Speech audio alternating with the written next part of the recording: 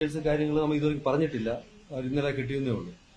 But ഇന്നലെയൊക്കെ കണ്ടു മുഖ്യമന്ത്രി പുള്ളി പറഞ്ഞിട്ട് ഒരു സ്ക്വാഡ് രൂപീകരിച്ചിരുന്നു എന്ന് വിവരം കൊടുത്തു എന്ന് പറയുന്നു. പക്ഷെ അത് എങ്ങനെയാണ് അവർ ഇൻവെസ്റ്റിഗേറ്റ് ചെയ്യുന്നത് കാര്യങ്ങളോ ഇതുവരെയ്ക്ക് എന്നോട് ആരും ഒന്ന് ചോദിച്ചിട്ടില്ല.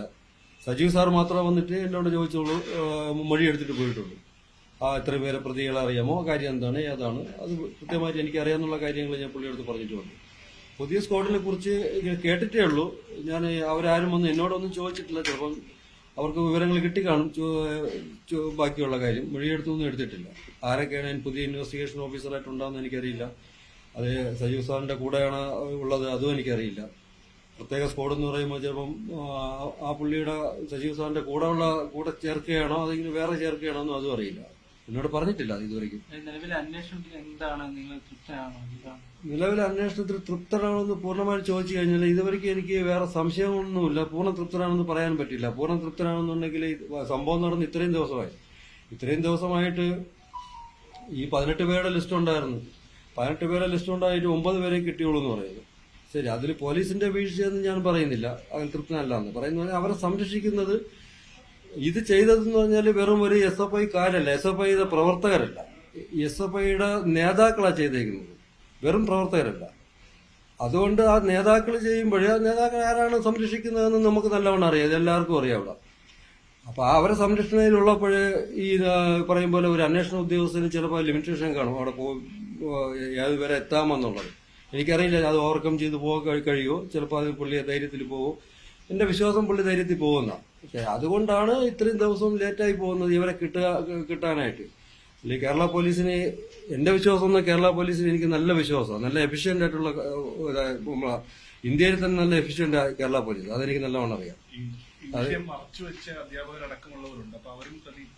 തീർച്ചയായിട്ടും അതിൽ മറച്ചു വെച്ചത് ഇതിന്റെ ഡീനാണ് അത് മറച്ചു വെച്ചത്. ഈ 3 ദിവസം വരെ കൃത്യം ടോർച്ചർ നടത്തിക്കൊണ്ടിരിക്കുന്നത് ഡീന് നല്ലവണ്ണം അറിയാം.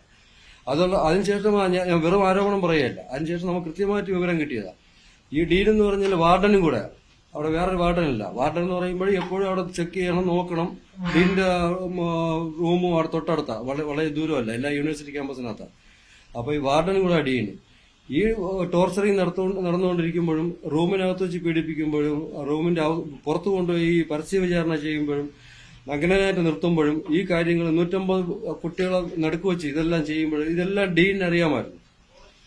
അതുകൊണ്ടാണ് അത് മുമ്പ് എന്റെ മകൻ പറയുന്നത്, അച്ഛാ ഡീനും പാർട്ടിക്കാരും പാർട്ടി ചേട്ടന്മാരും എല്ലാം ഒന്നാണ്, അവരൊക്കെ ഭയങ്കര കൂട്ടാണ്, അത്രേ പറയുള്ളൂ. അപ്പൊ ഞാൻ പറയുന്നത് കുഴപ്പമില്ല, അതൊക്കെ അവരുടെ കാര്യം, നിനക്ക് വേണമെന്നുണ്ടെങ്കിൽ നീ നിന്റെ കാര്യം നോക്കി പോയാൽ മതി. അതുകൊണ്ട് ഈ അവിടെ നടക്കുന്ന എല്ലാ കാര്യങ്ങളും ഡീനിനറിയാം. അവൾ മരണപ്പെട്ടു പോയെന്ന് നമ്മൾ ഞാൻ വിശ്വസിക്കുന്നില്ല. ഒന്നുകിൽ അത് ഇവരെല്ലാരും കൂടെ കൈവച്ചപ്പോൾ മരിച്ചു പോയിട്ട് തൂക്കിയതാ, അതല്ലെങ്കിൽ ജീവനോട് അവർ കെട്ടി തൂക്കിയതാ, അത് ഉറപ്പാണ്. അവൻ ഒരിക്കലും അത് ചെയ്യില്ല എന്നുള്ള കാര്യം നല്ലവണ്ണം അറിയാം. ഓക്കെ, അത് സംഭവിച്ചു കഴിഞ്ഞാൽ ഡീൻ എന്ത് ചെയ്യണം? ഒരു കുട്ടിക്ക് ഇങ്ങനെ സംഭവിച്ചു, അല്ലെങ്കിൽ ആക്സിഡന്റ് ആയി പോലും സംഭവിച്ചു കഴിഞ്ഞാൽ, മരിച്ചില്ലെങ്കിൽ പോലും അവർ ഡീനിന്റെ ഒരു ഉത്തരവാദിത്വം കൊണ്ട് അവരെ രക്ഷകർത്താക്കൾ അറിയിക്കുന്നു. ഇത് മരിച്ചും കഴിഞ്ഞു അവർക്കറിയാം. പൾസ് നോക്കാനും കാര്യങ്ങളും എല്ലാവർക്കും നല്ലവണ്ണം അറിയാം. അവരൊരു ഡോക്ടറാണ്, എല്ലാവരും ഡോക്ടറാണ്. മൃഗത്തിന്റെ ഡോക്ടർ ആണെങ്കിൽ അവർക്ക് അറിയാം ഒരു മനുഷ്യനെ എങ്ങനെ നോക്കണം എന്നുള്ളത്.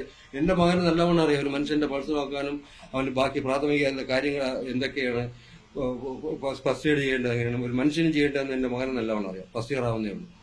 അപ്പൊ അവർക്ക് നല്ലവണ്ണം അറിയാം ഈ സംഭവിച്ചു കഴിഞ്ഞു. ഓക്കെ, സംഭവിച്ചു കഴിഞ്ഞു. അപ്പൊ ഡീൻ എന്ത് ചെയ്യണമായിരുന്നു? ഒന്നുകിൽ നമ്മളെ വിവരം അറിയിക്കണം, ആദ്യം വിവരം അറിയിക്കേണ്ട അവിടുത്തെ പോലീസിന് വിവരം അറിയിക്കണം. പോലീസ് വന്നിട്ട് അവരെ അഴിച്ച് ഇറക്കി കൊണ്ടുപോകണം.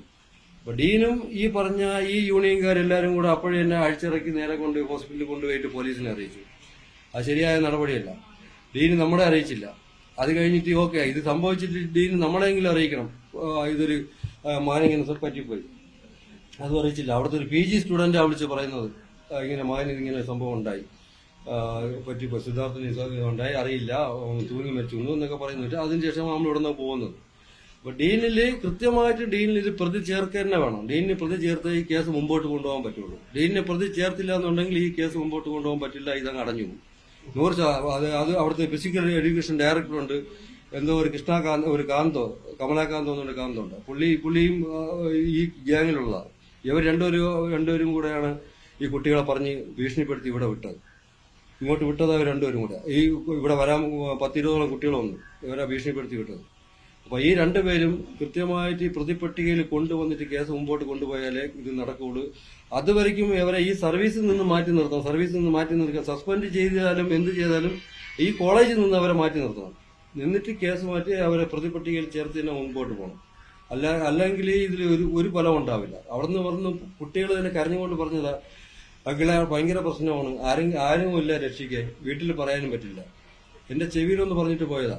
ഞാൻ ആ സമയത്ത് ഇവിടെ വന്നോളൂ, ഞാൻ നാട്ടിൽ അവിടുന്ന് ഉദ്ദേശിച്ച് വന്നപ്പോൾ എനിക്ക് ഒരു സംഭവം അറിയില്ലായിരുന്നു.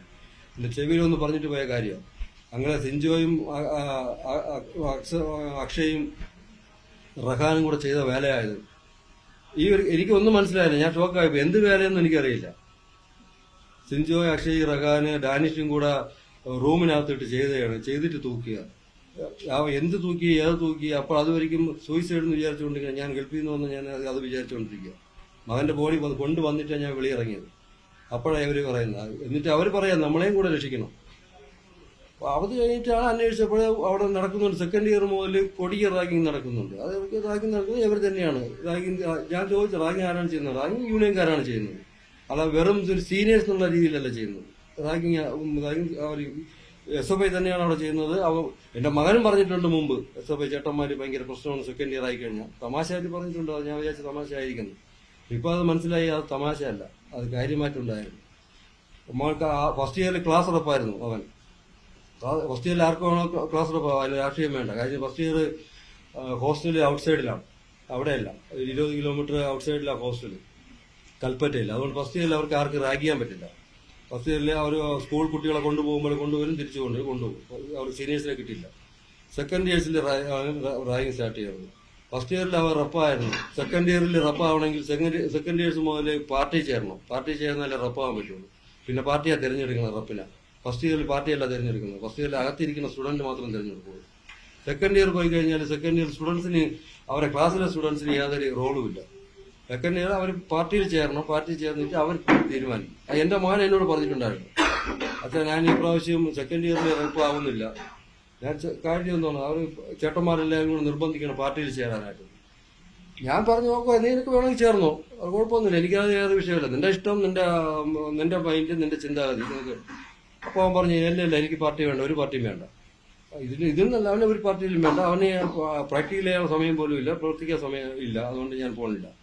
അതുകൊണ്ട് പാർട്ടി ചേർന്നാലേ റപ്പാവാൻ പറ്റുള്ളൂ. അപ്പൊ ഞാൻ ചോദിച്ചു, നിനക്ക് റപ്പാവണോ? അവൻ ഇല്ല വേണ്ട, എനിക്ക് റപ്പാവണ്ട, പാർട്ടി ചേർന്നിട്ടുള്ള റപ്പൊന്നും വേണ്ട, എനിക്ക് ആ സമയം കൂടെ ഫ്രീ ആയിട്ട് കിട്ടുമല്ലോ. അങ്ങനെ അവന്റെ ഫ്രണ്ട്സ് എല്ലാം കൂടെ ഈ അക്ഷയ്, റഹാനും ഡാനിഷും എല്ലാവരും കൂടെ പാർട്ടിയിൽ ചേർന്നു. പാർട്ടി ചേർന്നിട്ട് റപ്പ് ഈ റഹാനെ റപ്പാക്കി. SFIയിൽ ചേർന്നപ്പോൾ റഹാനെ റപ്പാക്കി. അതുമുതൽ പിന്നെ ഈ എവരെന്ത് പറയുന്നു അത് കേൾക്കണം. ഈ നിഷ്പക്ഷമായിട്ട് നിൽക്കുന്നവരൊക്കെ അവിടെ റോളും ഇല്ല.